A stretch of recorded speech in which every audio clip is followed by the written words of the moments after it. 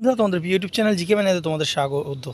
বন্ধুরা, কালকে কলকাতা হাইকোর্টের যে পরীক্ষা দিতে যাওয়ার আগে তোমরা হাইকোর্টের বিভিন্ন গুরুত্বপূর্ণ প্রশ্নগুলো একটু এক ঝলকে দেখে নাও। আমরা কিন্তু প্রিভিয়াস ইয়ারে যে প্রশ্নপত্র দেখেছি সেখানে কিন্তু এই হাইকোর্টের এক্সামে কিন্তু বিচার বিভাগ অর্থাৎ জুডিশিয়ারি, সুপ্রিম কোর্ট, হাইকোর্ট এবং আমাদের ডিস্ট্রিক্ট কোর্ট থেকে বিভিন্ন পরীক্ষায় কিন্তু প্রশ্ন এসছে। সেগুলো শেষ মুহূর্তে কিন্তু অবশ্যই তোমরা দেখে যাও, একবার রিভিশন টাইপের করে যাও। দেখো, প্রথম এখানে যেটা বলা হয়েছে, ভারতে একটি একক সংযুক্ত ইউনাইটেড বিচার ব্যবস্থা রয়েছে এবং বিচার ব্যবস্থার শীর্ষে কে রয়েছে? সুপ্রিম কোর্ট, তারপর হাইকোর্ট এবং তার নিচে রয়েছে নিম্নতর আদালত। ঠিক আছে।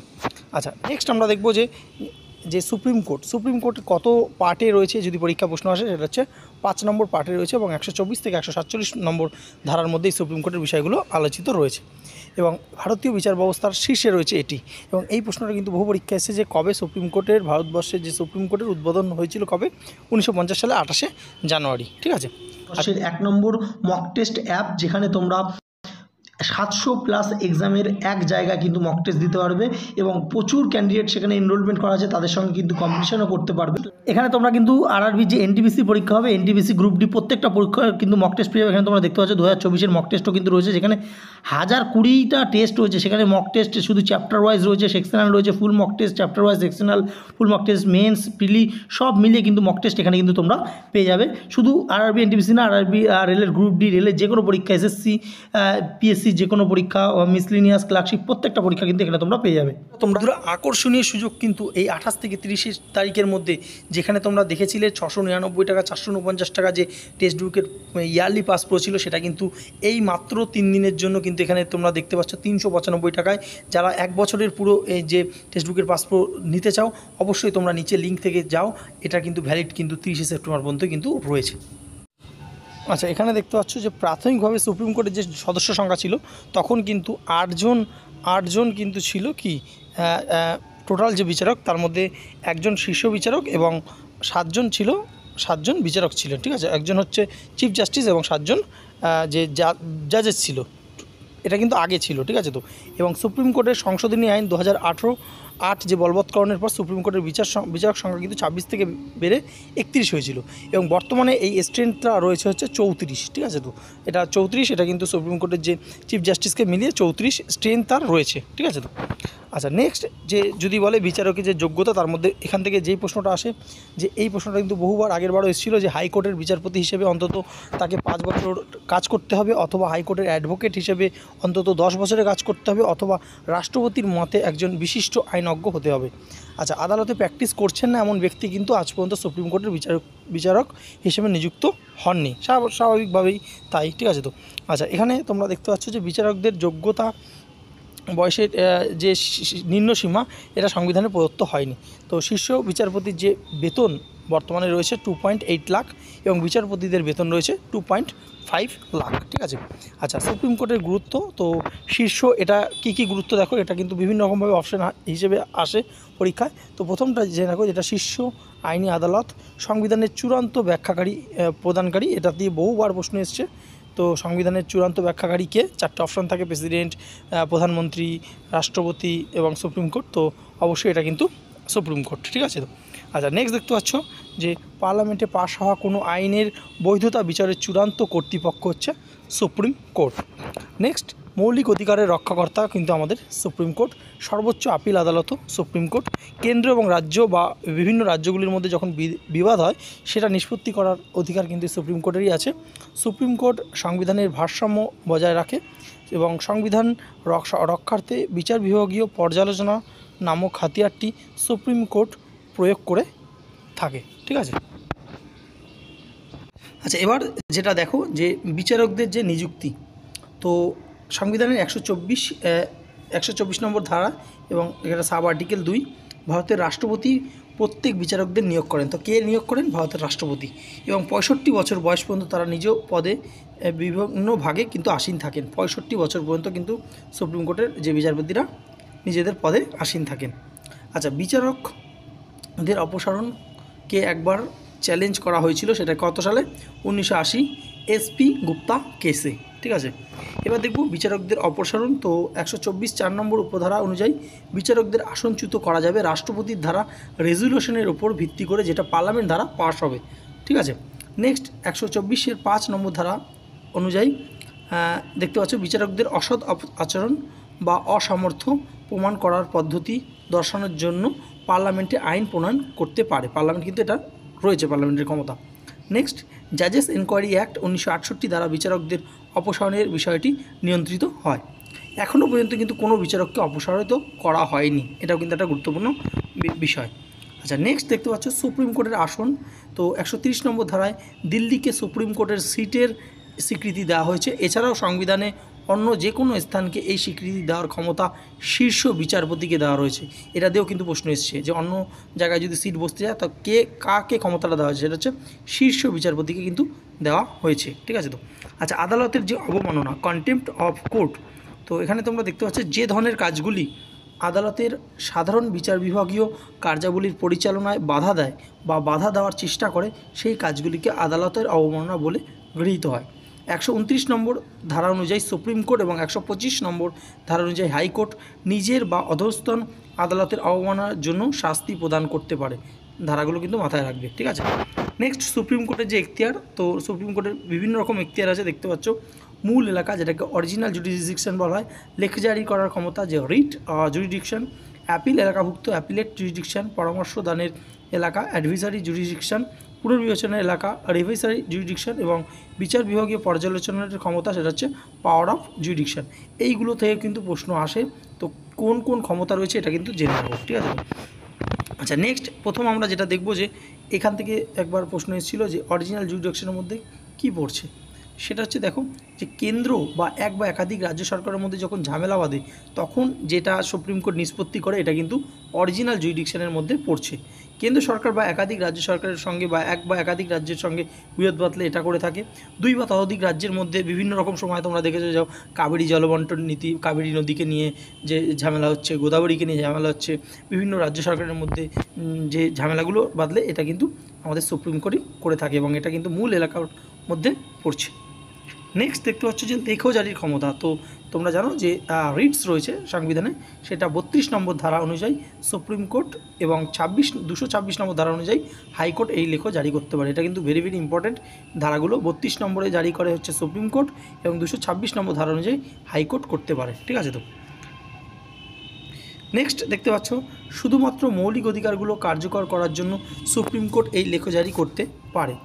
আপিলভুক্ত যে এলাকা থাকে আপিলভুক্ত তার মধ্যে কী পড়ে, সুপ্রিম কোর্ট হলো দেশের সর্বোচ্চ আপিল আদালত, অর্থাৎ নিম্নতর আদালতের প্রদত্ত রায়ের বিরুদ্ধে সুপ্রিম কোর্টে আপিল করা যায় এবং আপিলভুক্ত এলাকাকে ভাগে কিন্তু ভাগ করা হয়েছে। অর্থাৎ নিম্নতর যে আদালতে যদি কোনো রায় তোমার মানে কারোর যদি ঠিকঠাক না মনে হয় তখন সুপ্রিম কোর্টে কিন্তু সেটা আবেদন করা যায়, এটাকেই বলছে আপিলভুক্ত।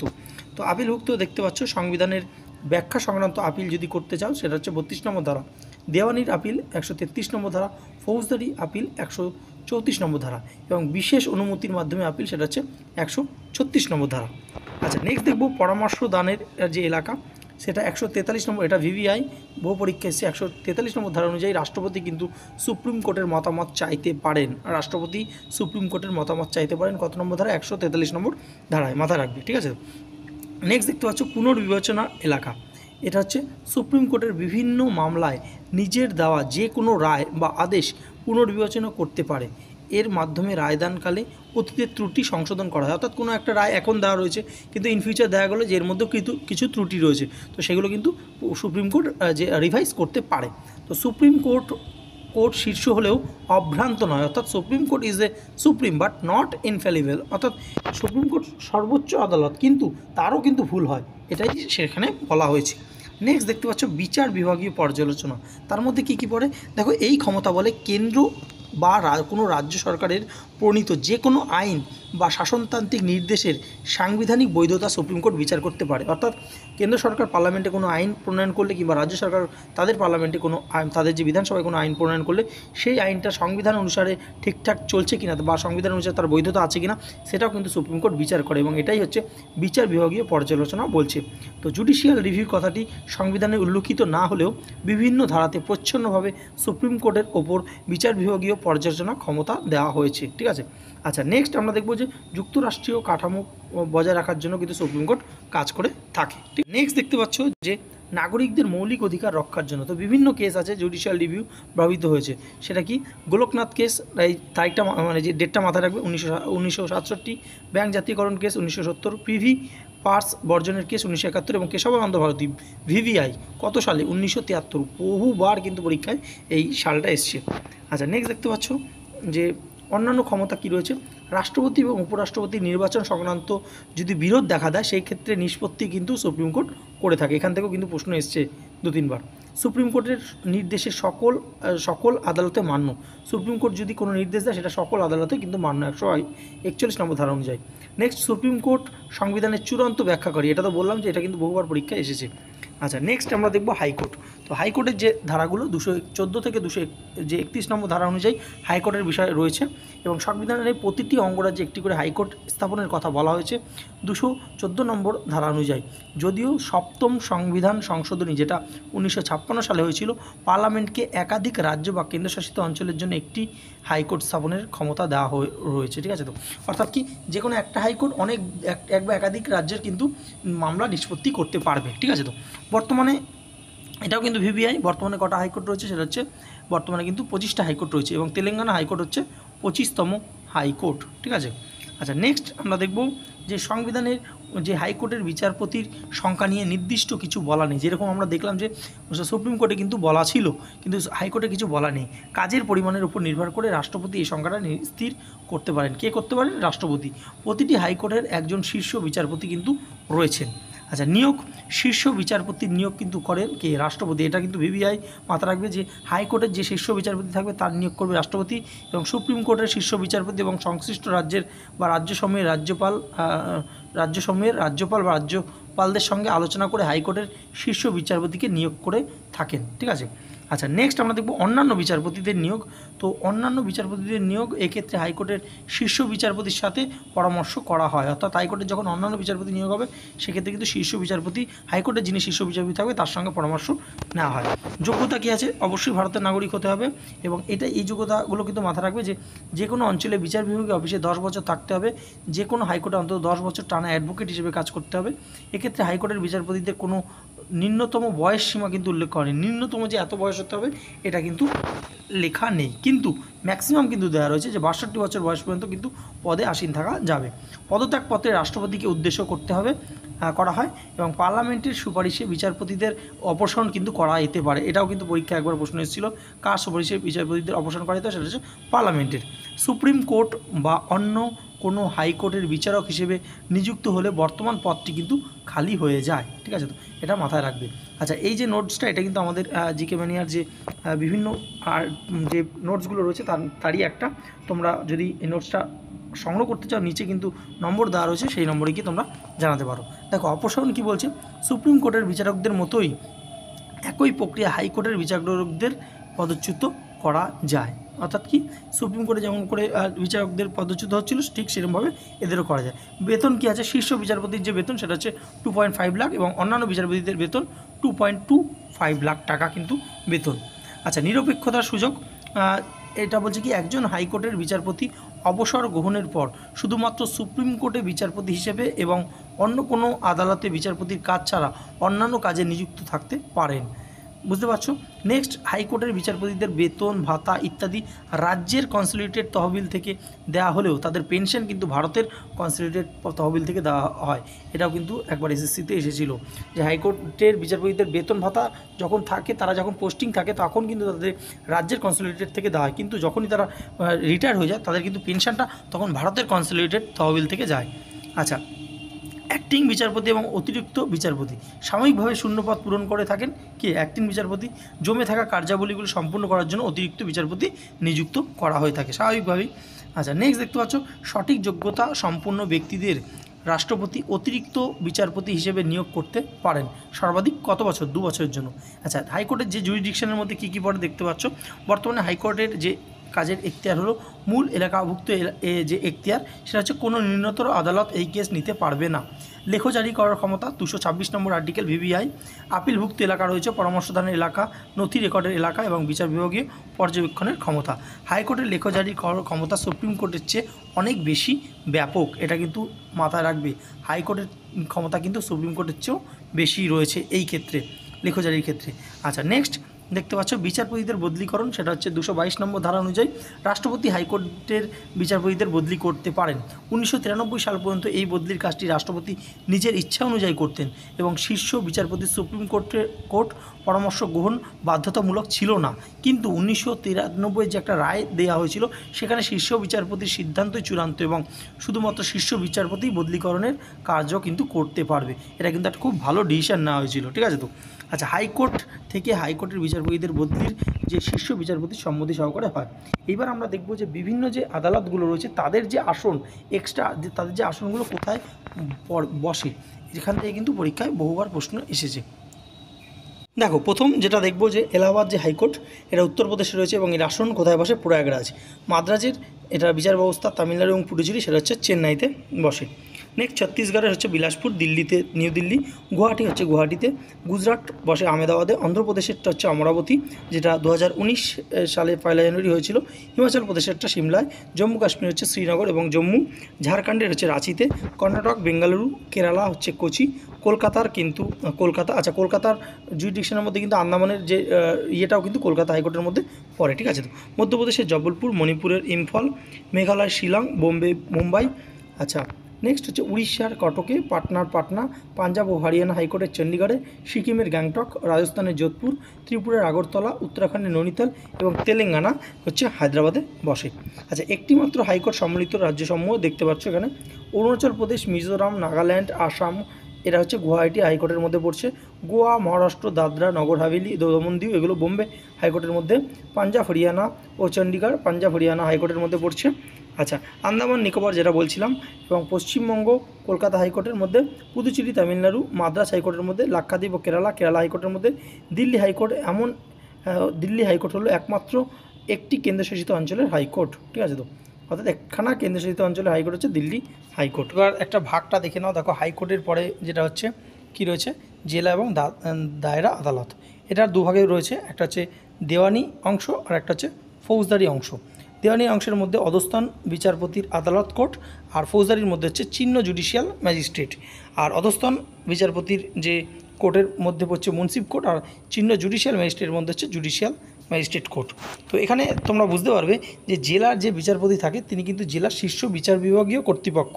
যখন তিনি দেওয়ানি মামলা করেন তখন তাকে বলা হয় ডিস্ট্রিক্ট জাজ, আর যখন তিনি ফৌজদারি মামলা করেন তখন তাকে বলা হয় কি?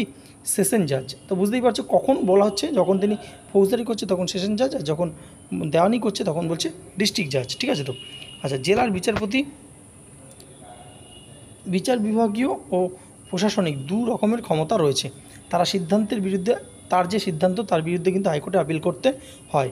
তিনি যাবজ্জীবন ও মৃত্যুদণ্ড সহ যে কোনো শাস্তি প্রদান করতে পারেন, যদিও তার প্রদান করা মৃত্যুদণ্ডকে হাইকোর্ট কর্তৃক সমর্থিত হতে হয়, আপিল হোক বা না হোক। যদি আপিল করে তাও, কিংবা কেউ যদি আপিল না করে তাও কিন্তু হাইকোর্ট কিন্তু সেই মৃত্যুদণ্ড যদি সমর্থন করে তবেই সেটা কিন্তু কার্যকর হয়। নেক্সট আমরা দেখব ফ্যামিলি কোর্ট। এখান থেকে একবার প্রশ্ন এসেছিল ফ্যামিলি কোর্ট কত সালে হয়েছিল, সেটা হচ্ছে 1984 ফ্যামিলি কোর্ট অ্যাক্ট 1984 অনুযায়ী রাজ্য সরকার ফ্যামিলি কোর্ট আদালত স্থাপন করতে পারেন। এরূপ আদালতের মুখ্য উদ্দেশ্য হলো বিবাহ এবং পরিবার সম্পর্কিত বিবাদের মধ্যস্থতা করা এবং শীঘ্র নিষ্পত্তি ঘটানো। লোক আদালত, দেখো, লোক আদালতে মানুষকে বুঝিয়ে এবং আপোষের মাধ্যমে বিবাদ নিষ্পত্তি করা হয়।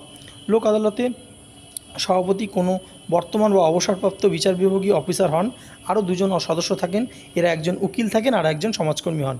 এখানে কোনো কোর্ট ফি নেওয়া হয় না। মূল শর্তই হলো বিবাদমান দুই পক্ষকে নিষ্পত্তির জন্য একমত হতে হবে। এই আদালতের অন্যান্য আদালতে জমে থাকা ওই কেসগুলি নেওয়া হয় যেগুলি লোক আদালতের এখতিয়ারের মধ্যে পড়ছে, ঠিক আছে। আচ্ছা, এখান থেকে মোটামুটি এটা জেনে রাখো। আচ্ছা, নেক্সট আমরা দেখব নালসার পুরো কথাটা জানবে। ন্যাশনাল লিগাল সার্ভিস অথরিটি, এইটা কিন্তু বহুবার পিএসসি পরীক্ষা এসছে যে 39 এ ধারায় দরিদ্র এবং দুর্বল শ্রেণীর মানুষদের আইনি সাহায্য করা হবে। এটা কত নম্বর ধারায়? 39 এ ধারাটা জানতে চেয়েছে। নেক্সট 14 নম্বর এবং 22 1 ধারাতেও আইনের চোখে সমান এবং সমসুযোগ ও ন্যায় বিচার কথা বলা হয়েছে। নেক্সট লিগাল সার্ভিস অথরিটি 1987 আইনের মাধ্যমে এই আইনি উপদেশ দেওয়ার কার্যটিকে সঠিকভাবে বাস্তবায়িত করার জন্য নালসা গঠন করা হয়েছিল। এই আইনে বিনামূল্যে আইনি পরিষেবা দেওয়া হবে। এই আইনি পরিষেবা কারা কারা পাবে বিনামূল্যে দেখে নাও। মহিলা, শিশুরা, এসসি এসটিরা, কারখানা শ্রমিকরা, গণহিংসা, বন্যা, খরা, দুর্যোগ ইত্যাদি ক্ষতিগ্রস্ত ব্যক্তিরা, দিব্যাঙ্গ ব্যক্তিরা, আটক থাকা ব্যক্তি অর্থাৎ যে কিনা কাস্টডিতে আটক রয়েছে, এবং বার্ষিক 1 লাখ টাকার কম আয় যাদের তারা এবং ভিক্ষুক ও পাচার চক্রের শিকার এমন ব্যক্তিরা কিন্তু এটা পেয়ে থাকবে। তো এই ছিল মোটামুটি বিচার বিভাগীয়। অবশ্যই তোমরা খুব ভালো করে পরীক্ষা দাও, বেস্ট অফ লাক। কালকে অবশ্যই তোমরা যারা যারা পরীক্ষা দিচ্ছ তোমরা আমাদের যে এই নম্বরটায়, আমাদের এই নম্বরে তোমরা কোশ্চেন পেপার পাঠাতে পারো, আমরা কিন্তু ফুল অ্যান্সার তোমাদের সামনে তুলে ধরবো, ঠিক আছে। এবং যে প্রথম এই নম্বরে হোয়াটসঅ্যাপ করে তাদের কোশ্চেনপত্র যে ছবি তুলে আমাদেরকে পাঠাবে তাদের জন্য কিন্তু একটা ইবুক, এই যে ইবুকটা সম্পূর্ণ বিনামূল্যে কিন্তু পাবে সে, ঠিক আছে। তো দেখতে পাচ্ছ 9433609543-তে প্রথম যে ক্যান্ডিডেটটা পাঠাবে তাই কিন্তু এই ইবুকটা সম্পূর্ণ ফ্রিতে দেওয়া হবে। পুরো কনস্টিটিউশনের বাছাই যে পয়েন্টগুলো দিয়ে এই ইবুকটা কিন্তু তৈরি। ধন্যবাদ। সাবস্ক্রাইব করুন আমাদের চ্যানেল জিকে ম্যানিয়া আর লেটেস্ট ভিডিও নোটিফিকেশনের জন্য বেল আইকনটি প্রেস করুন।